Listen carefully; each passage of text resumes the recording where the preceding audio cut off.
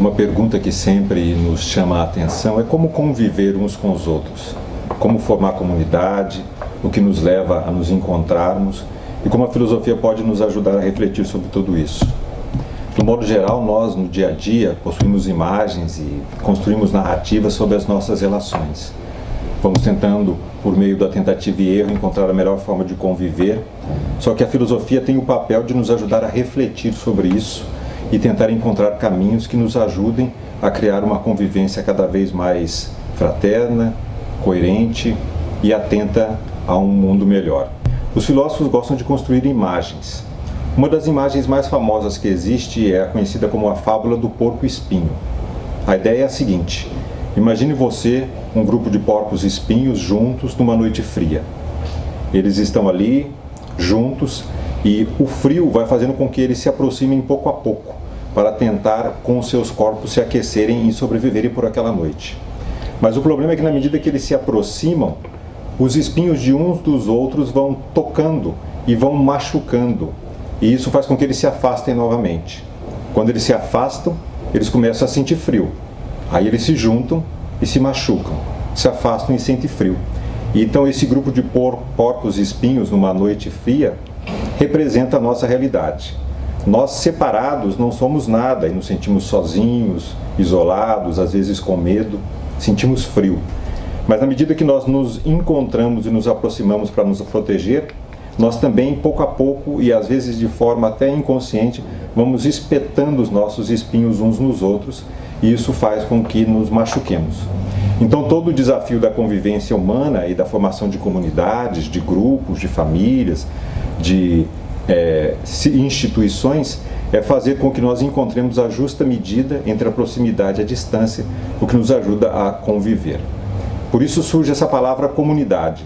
Comunidade vem do latim communitas, que quer dizer um grupo de pessoas que possuem um certo elemento em comum, seja ele histórico, cultural, seja ele geográfico, e que faz com que aquelas pessoas tenham que conviver.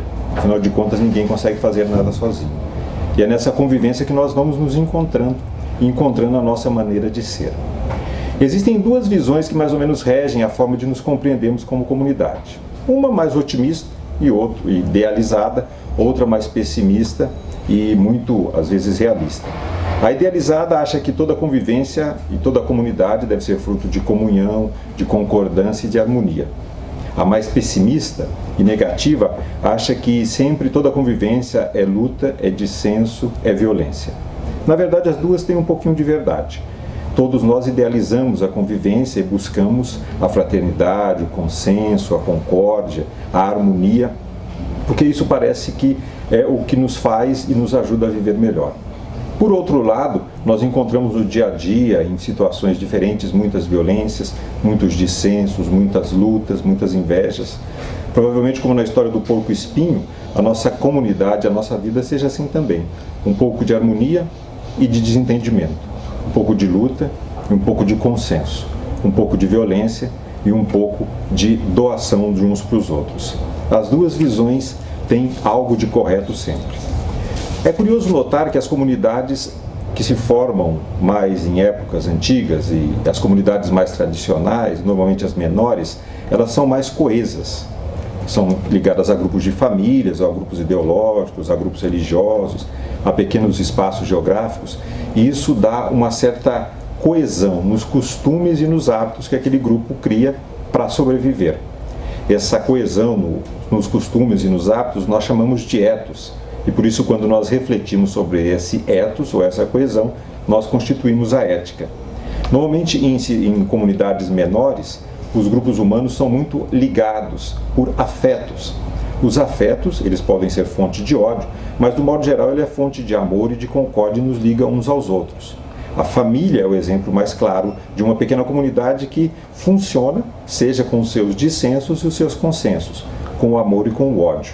Na família, nós estamos ligados afetivamente de forma muito forte, e isso faz com que nós superemos mesmo algumas divergências. Acontece que à medida que a sociedade vai crescendo, nós não temos mais comunidades pequenas e bem estruturadas, como eram, por exemplo, as antigas cidades de Minas Gerais, onde você tinha a igreja, a praça, a prefeitura, o delegado o banco, e tudo girava em torno dessa pequena praça, dessa pequena polis, as sociedades contemporâneas vão se tornando mais fragmentadas. As ligações afetivas diminuem, nós, em vez de sermos próximos uns dos outros, vamos nos tornando sócios em grandes comunidades, em grandes sociedades. Isso faz com que as nossas atitudes sejam muito guiadas por ideologias e as nossas formas de olhar o mundo direcionadas por meio da racionalidade instrumental, que muitas vezes é econômica. Então esses fortes afetos diminuem e os laços mais instrumentais e utilitaristas aumentam. Assim que funcionam as grandes cidades. É curioso que nas grandes cidades nós não somos próximos uns dos outros de um modo geral. Podemos conviver no trabalho, na faculdade, algum grupo religioso, alguma pequena sociedade, um grupo de amigos, um grupo de interesses. Mas nós somos sócios uns dos outros.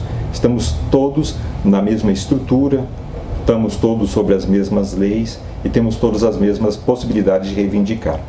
Então, cada vez mais, na medida que as sociedades crescem, os laços afetivos e ideológicos diminuem na formação do todo, cada vez mais é necessário discutir, entender e compreender aquilo que é diferente. Isso é importante porque nós recebemos da sociedade, da comunidade, dos grupos, a nossa forma de ser. Qualquer um olhando para a sua própria existência e pensando naquilo que pensa, naquilo que faz, naquilo que deseja, poderá perceber, com um pouco de esforço, que não é fruto só da sua individualidade. Isso é fruto das minhas relações, principalmente, daquelas pessoas que eu encontro no dia a dia, daquilo que elas gostam, da minha família, dos grupos que eu encontro. Eu vou aprendendo a ser pessoa, a formar a minha identidade sempre numa comunidade. Então, esse não é um desafio tão grande de formar comunidades, porque nós já estamos sempre dentro de comunidades. O desafio é fazer com que essas comunidades sejam fonte de humanização, de respeito e de fraternidade. Nós estaremos sempre construindo grupos. Ninguém consegue viver sozinho por muito tempo. Nós estaremos sempre nos relacionando uns com os outros. Ninguém tem a possibilidade de fazer tudo daquilo que precisa para sobreviver. Mas como organizar tudo isso? Como fazer com que essa nossa vida dê frutos de humanidade, de respeito, de fraternidade? Este é o grande desafio das comunidades no século XXI.